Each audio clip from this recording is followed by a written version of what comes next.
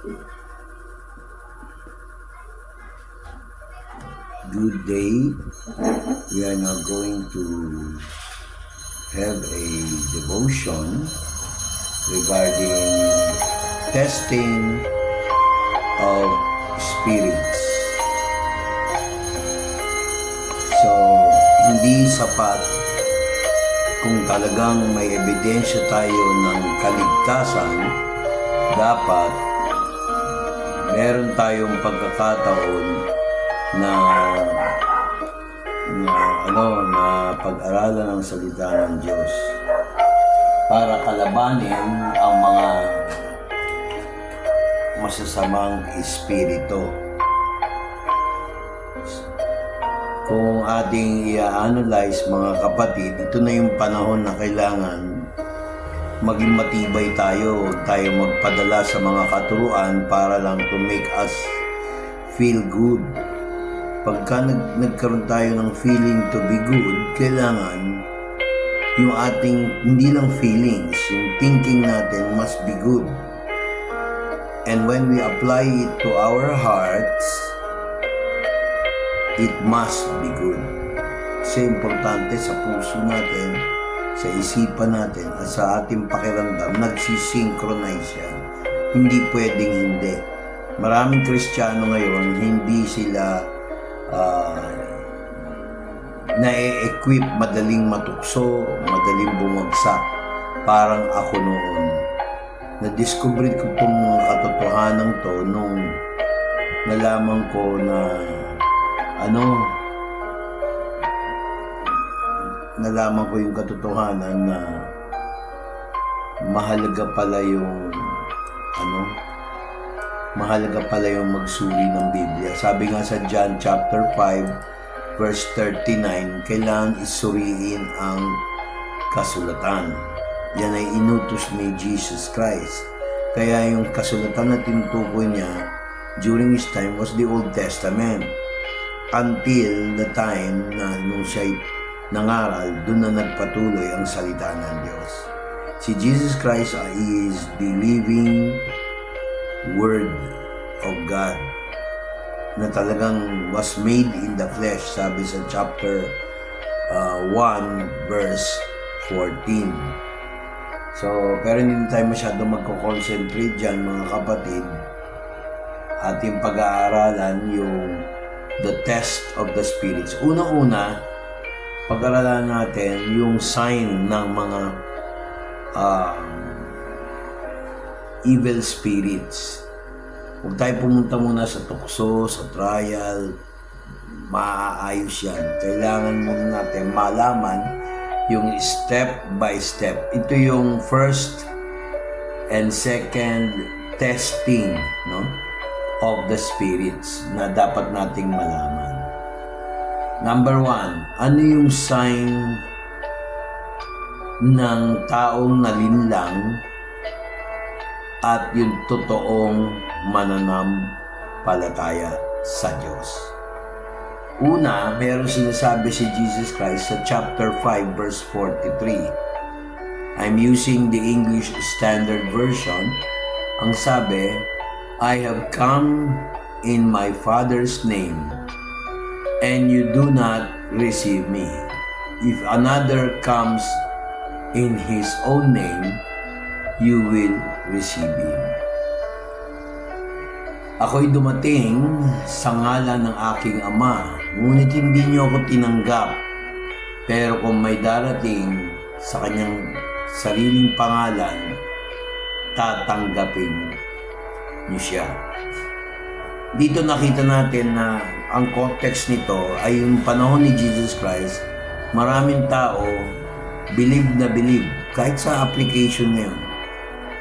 Walang masama kung naniniwala kayo kay Padre Pio, walang masama kung naniniwala kayo kay Thomas Aquinas, walang masama kung naniniwala kayo kay Pastor B. Pero ang dapat suriin natin, ito ba'y ayon sa salita ng Diyos? Ang nangyari kasi minsan, sa sobrang pananampalataya nyo sa mga ngaral ng Diyos, gaya ni Pio, kung kinukonsider nyo si Pio, Padre Pio, o kaya si Pastor B, o kahit sinong mangangaral, blessed na blessed tayo, pero minsan hindi natin sinusuri yung salita ng Diyos. Sabi niya, I have come in my Father's name and you do not receive me. Did you know that this passage, chapter 5, verse 43, is a prophetic statement regarding the Antichrist? Kasi may dadating na sa mga huling araw na kagaya ng panahon natin, umpisa na ng mga huling araw, nagbabanggit si Jesus Christ na mayroong magpapanggap na Antichrist kasi hindi pa naman natutupad. Mayroong pinagagawa ang Israel na third temple. Lilitaw doon, may darating doon, may magnetic personality. He is a person. Kiklaim niya na siya yung Jesus Christ. Tapos meron siyang changes na gagawin sa Old Testament worship ng mga Hudyo. Tapos magsasalita siya ng laban sa Diyos kasi dineclare niya siya mismo ay Diyos. Kaya yung sinasabing Jesus Christ nung in-address nito sa Israel, Jesus Christ predicted that the Antichrist, ang Antikristo ay darating. Kaya hindi basta-basta yung verse sa John chapter 5 verse 43. Kaya ginamit ko yung English Standard Version, no, minsan, no, hindi naman lagi, is because madaling intindihin. Ako'y dumating sa ngalan ng aking Ama at hindi niyo ako tinanggap. Kung meron darating sa kanyang sariling pangalan, tatanggapin siya. Alam niyo kung ba't nagtatampo si Lord sa aming mga pastor, sa mga pare, sa mga sinatawag niyo yung saint? Kasi nakapokus sila doon sa pastor, sa priest, o kaya kung sino mang nangangaral sa ministro. Bakit? Minsan di natin sinusuri, mali pala yung tinuturo. So that's a sign about the Antichrist. Ang topic natin, sign ng isang na-deceive at true believer. Kung yung believer na yon ay talagang totoong believer ni Jesus Christ, susuriin niya yung salita ng Diyos. Wala na siyang ibang titingnan kung ang salita ng Diyos. Kung bawa ako, nangaral, nagsalita ako, hindi ko sinuporta ng salita ng Diyos, aral ko yon, masama yon. Pero kung sinuportahan ng salita ng Diyos, hindi kasigaan ng akin. Ako naman hindi nangangaral ng sarili ko kung ano yung sinabi ng Biblia in its own face value. Sabi niya, if another comes in his own name, you will receive him. Warning po to dahil darating na ang Antikristo. At alam nyo ba, habang wala pa yung ang Antikristo, marami ng Antikristo. Ito po ay 1 and 2 lessons pa lang natin. Tutuloy natin yung 3, 4, 5, etc. Kasi ayoko humaba yung video clip at saka yung data nyo, siyempre. Sabi rito sa Biblia, anong dapat natin gawin? Kasi in-state ko na yung sign of a deceived, yung nadaya, at yung true believer. Ito ngayon yun. Step 2 na tayo, o topic number 2. Test the spirits whether they are from God or not. May mga false prophets, mga false Christs. Kadalasan niya makamundo kung magsalita. Parang hindi na wala sa hulog, mga kapatid. Halimbawa, sabi dito sa 1 John 4, 1-21, summarize ko. Pakinggan nyo yung English. Beloved, do not believe every spirit, but test the spirits to see whether they are from God. For many false prophets have gone out into the world. By this you know the Spirit of God. Every spirit that confess that Jesus Christ has come in the flesh is from God. And every spirit that confesses that Jesus Christ has come in the flesh is from God. Every spirit that does not confess Jesus is not from God. This is the spirit of the Antichrist, which you heard was coming and now is.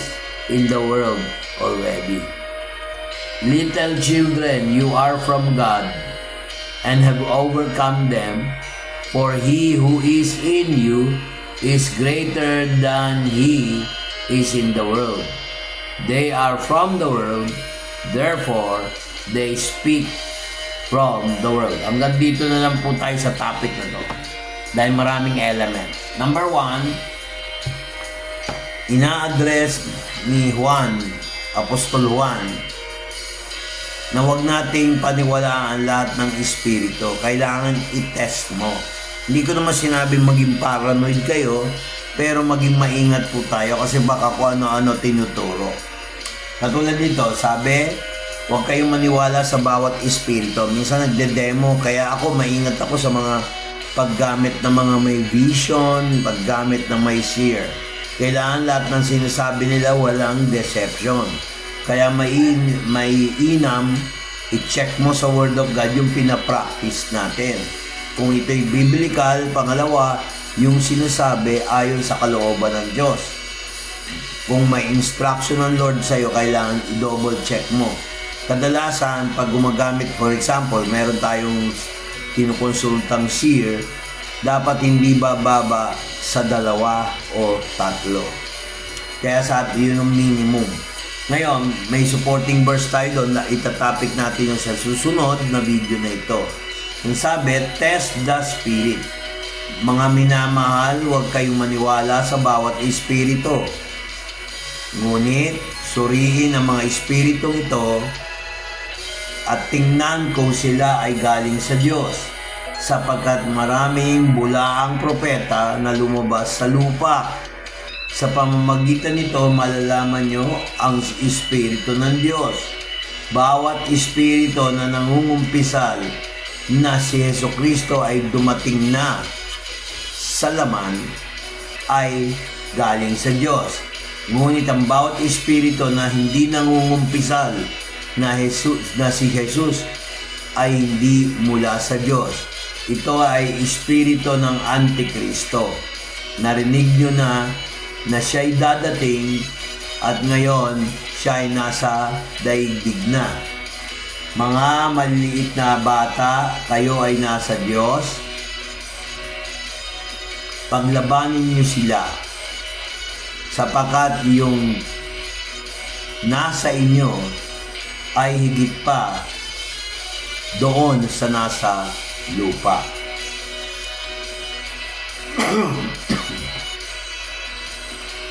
Tapos sabi rito,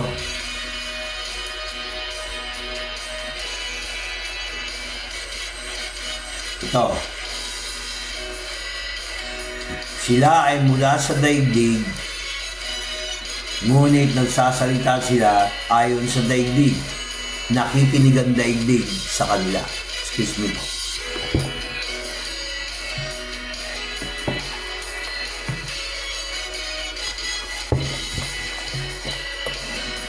Mga kapatid, maraming tao matanda na ng edad pero bata pa rin sa pananampalataya. Kaya ginamit niya dito, children. Maaaring alam na ninyo itong verse mula sa verse 1 to 21 ng unang sulat ni Juan sa Kabanata 4. Excuse me.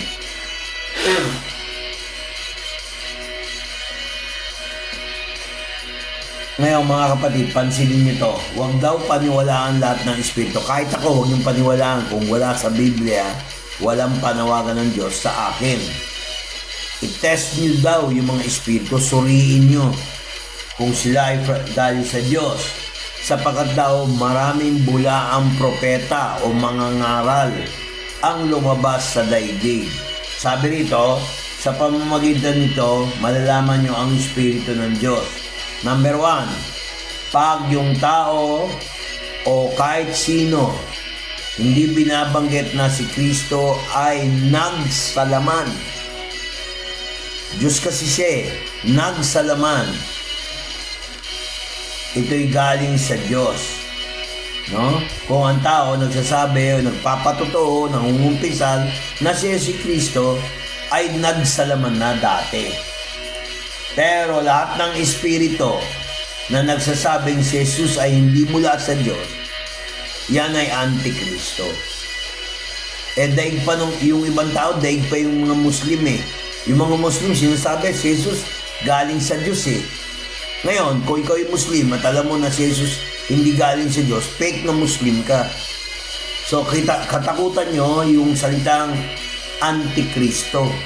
Baka naman nangangaral ka, kaibigan, kapatid, na si Jesus ay hindi nagsalaman, maaari sabihin mo hindi totoo yung pagkapako niya sa cross, ay fake na spirit yun, mga kapatid. Ngayon, sabi rin dito, ang espiritu na Antikristo ay dadating at ngayon nasa daigdig na. Ibig sabihin, yung espiritu pa lang niya yun.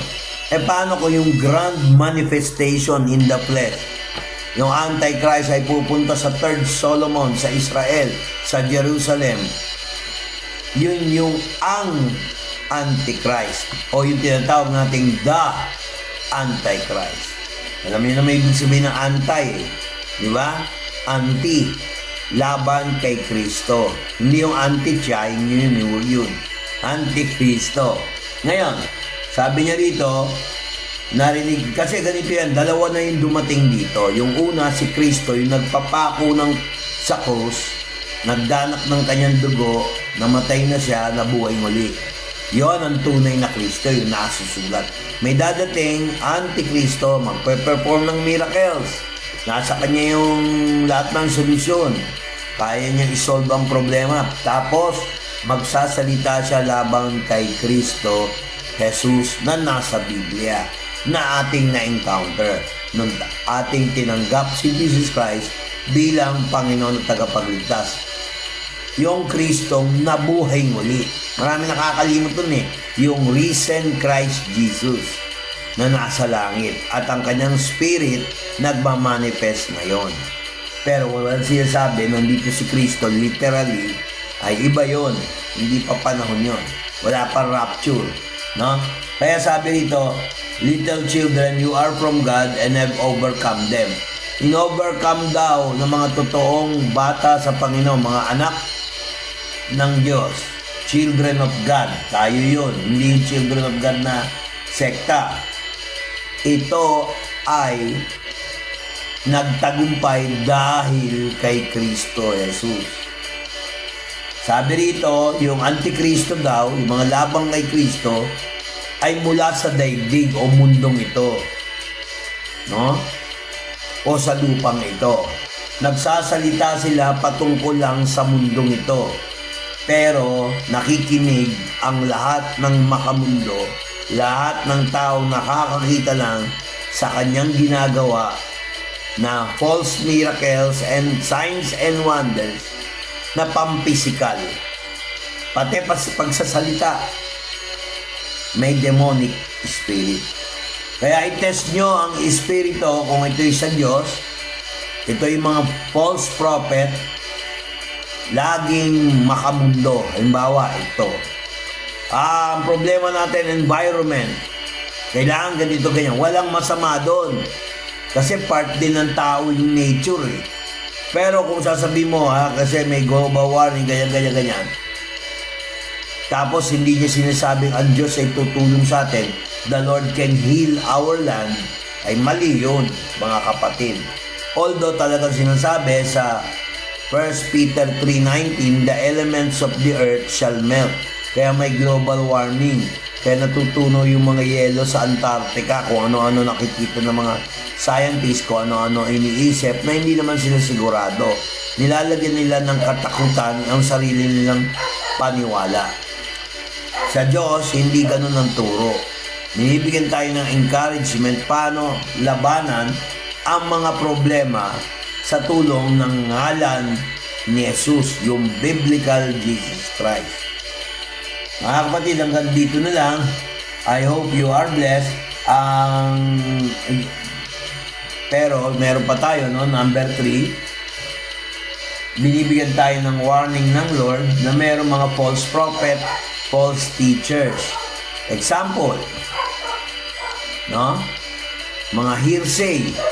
Uy, sabi nila, nagpupunta raw sa yung spaceship ni Jesus Christ sa Dolores o kaya sa Mount Banahaw. O yun, hearsay yun. Tapos sabi nila, bumababa raw si Jesus Christ tuwing Biyernes. Alam niyo kung anong mangyayari sa kanila? Wawasaking sila ng Diyos, gugunawin sila. Kaya kung kayo bilong doon sa ganung grupo, ingat. Huwag na kayong makipag-argue, manahimik na lang kayo, lumayo na kayo doon. Sabi sa 2 Peter 2:1, but false prophets also arose among the people. Sipin nyo, panahon pa ni Pedro.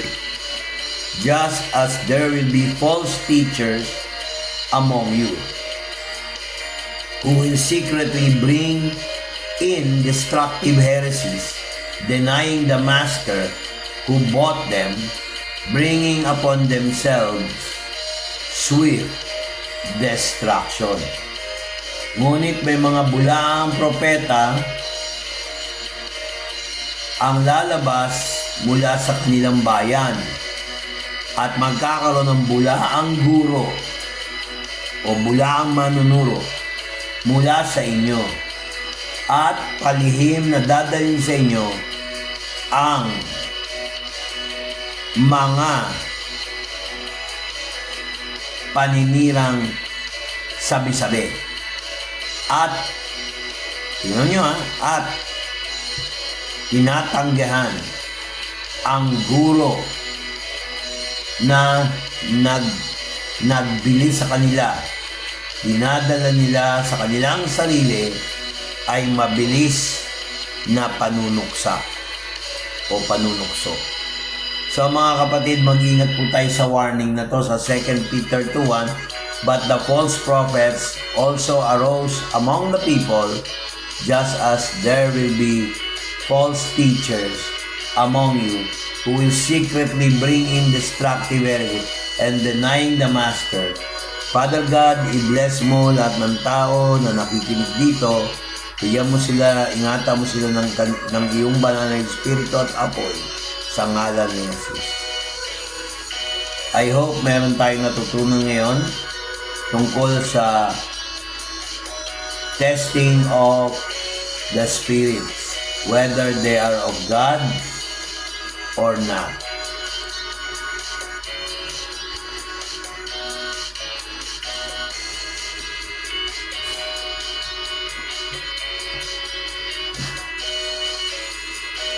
Purihin, halina sama-sama, purihin natin siya. Halina't sama-sama, awitin natin siya. Ipalakpakan yung kamay, itaas at ikaway. Lahat ay magsabing Diyos ay buhay. Palakpakan yung kamay, itaas at ikaway. Lahat ay magsabing Diyos ay buhay. Ipalakpakan yung kamay, itaas at ikaway. Lahat ay magsabing Diyos ay buhay. Palakpakan yung kamay, itaas at ikaway. Lahat ay magsabing Diyos ay buhay. Lahat ay magsabing Diyos ay buhay. Lahat ay magsabing Diyos ay buhay. Lahat ay magsabing Diyos ay buhay.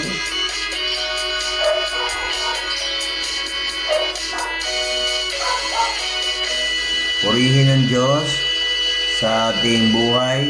See you again on the next video. Thank you for watching. Bye-bye.